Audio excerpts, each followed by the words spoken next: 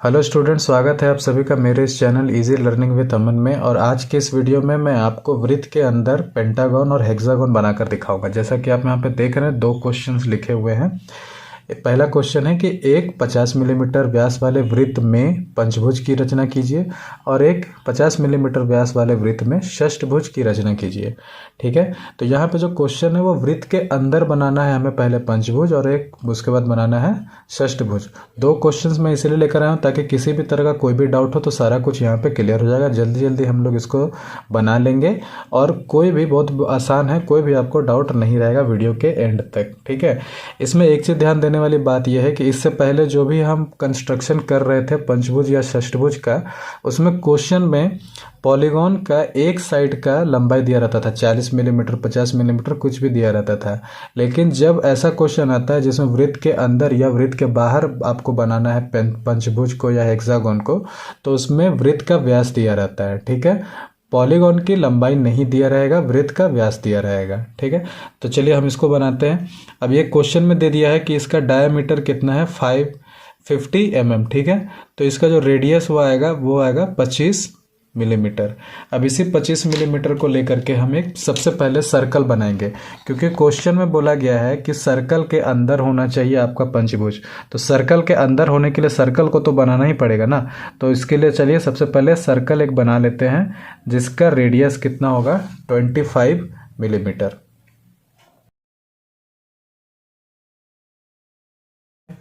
ये सर्कल आपका बनकर तैयार हो गया है। ठीक, फिर ये सर्कल बन जाएगा तो आप इसके केंद्र से होते हुए एक रेखा निकालेंगे जिसे हम डायमीटर कहते हैं, उसको आप बनाएंगे। ठीक है, केंद्र से निकलने वाली रेखा जो होती है, जो परिधि को दोनों तरफ छूती है, उसको डायमीटर कहते हैं। तो ये हमारा डायमीटर बन गया है।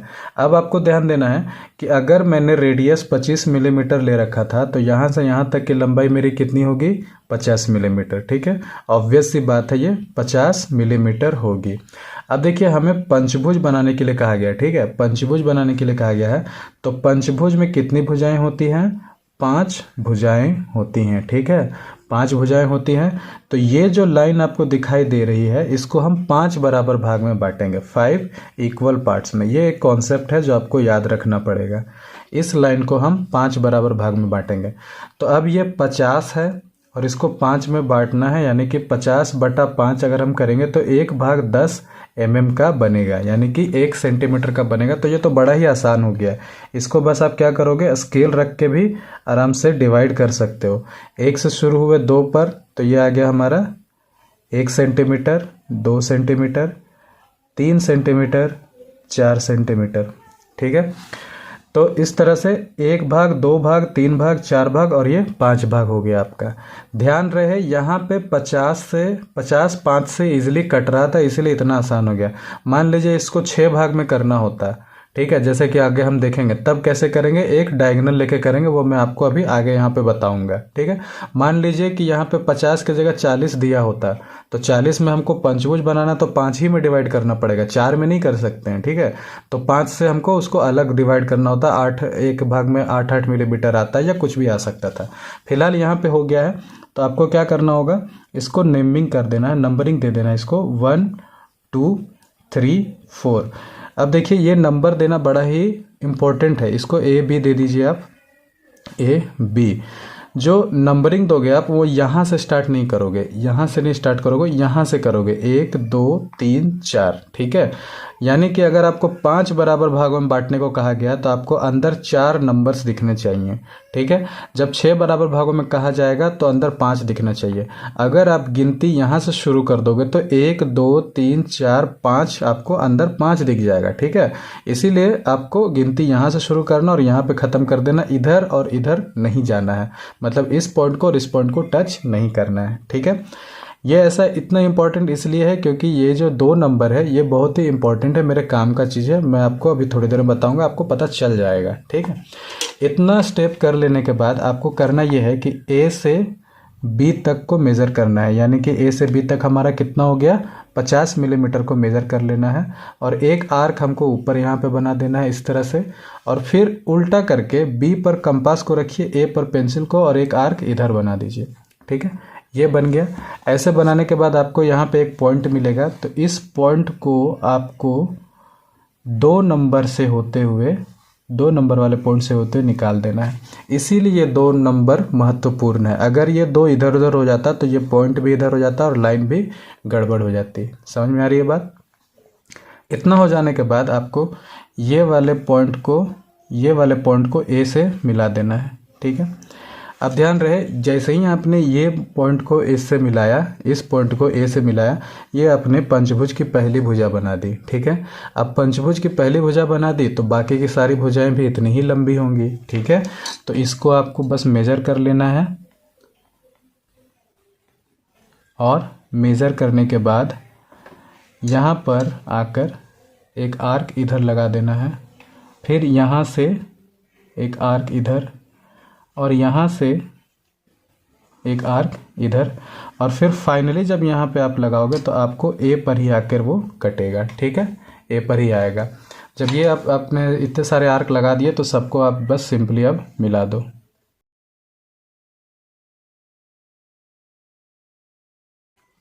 तो इस तरह से आपका पंचभुज बन गया, जो कि हमारे वृत्त के अंदर है, और वृत्त का डायमीटर कितना है?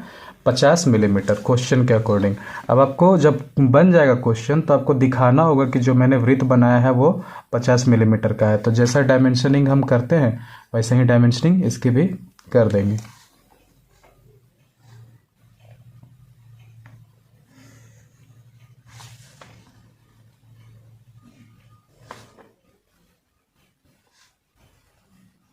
तो ये आपका कंप्लीट आंसर हो गया। इसके बाद आप चाहें तो इसको नाम दे देते हैं ABCDE। इसको आप कुछ भी नाम दे दीजिए। ठीक है, बहुत सारे स्टूडेंट्स का ये सवाल था कि इस मेथड से हेक्सागोन बन सकता है कि नहीं बन सकता। तो चलिए उसको भी हम कोशिश कर ही लेते हैं कि हेक्सागोन बन पाएगा कि नहीं बन पाएगा। तो जितना भी डाउट है थोड़ा बहुत वो तुरंत अभी क्लियर हो जाएगा यहाँ पे। तो इसमें भी हमारा दे रखा है 50 मिलीमीटर का व्यास है। तो व्यास अगर 50 मिलीमीटर है तो रेडियस कितना हो जाएगा? 2.5 सेंटीमीटर या फिर 25 मिलीमीटर। ठीक है, तो सेम वही रेडियस मैं यहाँ पे बना लेता हूँ।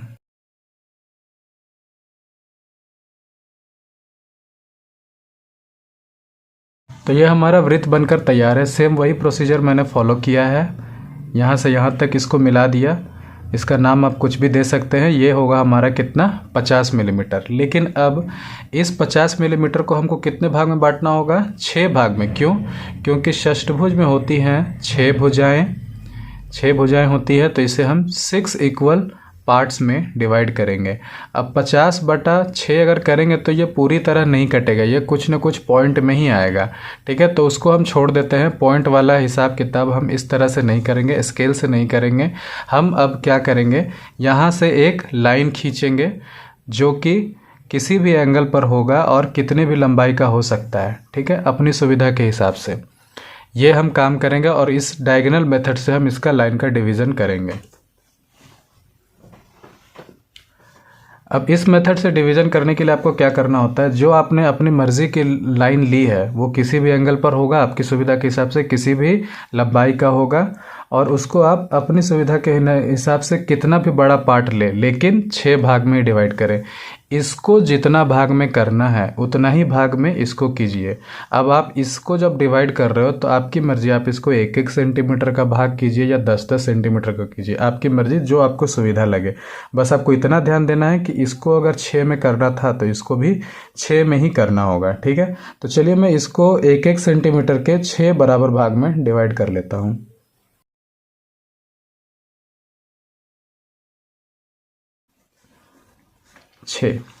ये जैसे ही 6 पड़ा, इसके बाद की लाइन मेरे काम की नहीं, ये बेकार लाइन हो गई। एंड मेरा ये हो गया। तो अब क्या करते थे, एंड पॉइंट को हम इसके एंड से मिला देते हैं। जिस लाइन को डिवाइड करना है उसके एंड से मिला देते हैं। एंड पॉइंट को उससे मिला देते हैं जिस लाइन को डिवाइड करना है। अब सेट स्क्वायर के हेल्प से इसी लाइन के पैरेलल आपको लाइंस खींचते चले जाना है, और वही लाइन आपको इस लाइन पर 6 भाग बनाकर देगी। ठीक है, तो क्या करेंगे हम, सेट स्क्वायर को लेकर के इस तरह से सेट कर देंगे। पहले जिस लाइन पर आपको ड्रॉ करना है, ठीक है, जिस लाइन के पैरेलल आपको खींचना है लाइन, उस पर अपना सेट स्क्वायर रख दीजिए इस तरह से।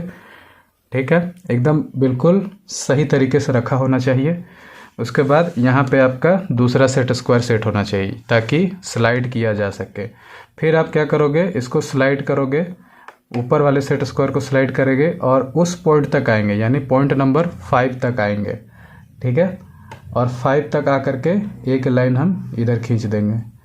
फिर आगे बढ़ेंगे स्लाइड करते हुए, पॉइंट नंबर 4 तक आएंगे।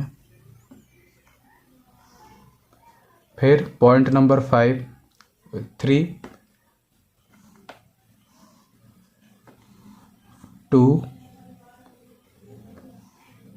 और फाइनली 1।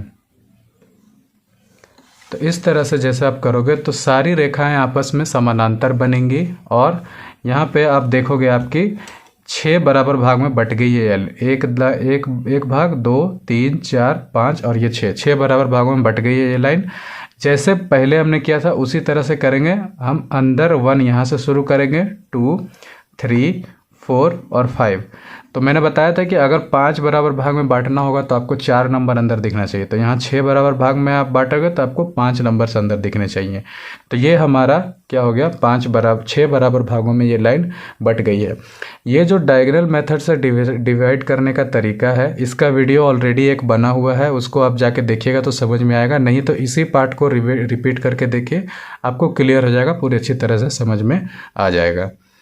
तो चलिए अब क्या करते हैं, अब जो आगे का हमारा प्रोसीजर है उसको फॉलो करते हैं।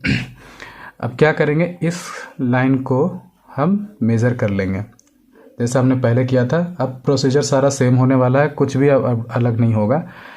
यहाँ से एक आर्क इधर बना दिए और इधर से फिर एक आर्क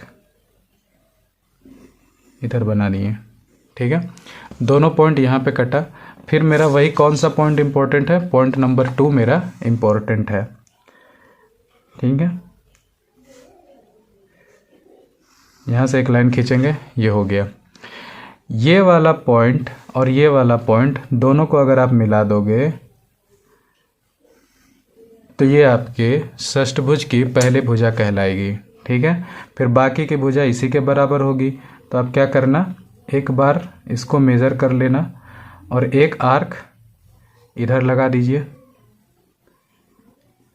या फिर इधर भी लगा सकते थे जैसे कि पिछले बार किए थे हमने, इधर लगा दीजिए। फिर एक आर्क इधर लगा देने हैं, बिल्कुल इसी पॉइंट पर आना चाहिए।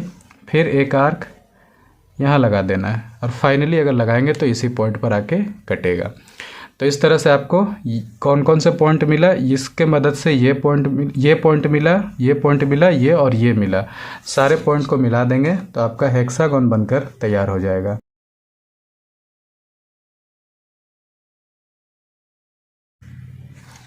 तो इस तरह से आपका हेक्सागोन बनकर तैयार है, जो कि उस वृत्त के अंदर है जिसका डायमीटर है 50 मिलीमीटर। तो इसी मेथड से आप हेक्सागोन, पेंटागोन और चाहे तो हेप्टागोन भी बना सकते हैं। घर में कोशिश कीजिए, आपका हेक्सागोन, पेंटागोन ये सारा कुछ ज़रूर बनेगा। ठीक है, फिर डायमेंशन देने का वही तरीका है जो हम देते हैं। ये हमको क्या करना है, डायमीटर शो करना है। ठीक है, याद रहे आपको यहाँ पे जो आपने हेक्सागोन या पेंटागोन बनाया है उसकी एक भुजा की लंबाई से कोई मतलब नहीं है, आपको डायमीटर से मतलब होना चाहिए बस। ठीक है, क्योंकि क्वेश्चन में डायमीटर ही दे रखा है और पॉलीगॉन की लंबाई के बारे में कुछ नहीं कहा गया है। ठीक है, तो ये हमारा डायमीटर हो गया 50 मिलीमीटर। तो इस तरह से आप पेंटागन और हेक्सागोन दोनों बना सकते हैं। बस आपको ध्यान रखना है कि बीच में आप उतने ही भाग करें जितनी भुजाएं आपकी पेंटागन में, पॉलीगॉन में है। ठीक है, तो मुझे उम्मीद है कि रिवीजन के लिए ये वीडियो आपका काफ़ी हेल्प करेगा। अगर अच्छा लगा तो इसे लाइक कीजिए, शेयर कीजिए और चैनल को सब्सक्राइब ज़रूर कीजिए। मिलते हैं अगले वीडियो में, तब तक के लिए टेक केयर।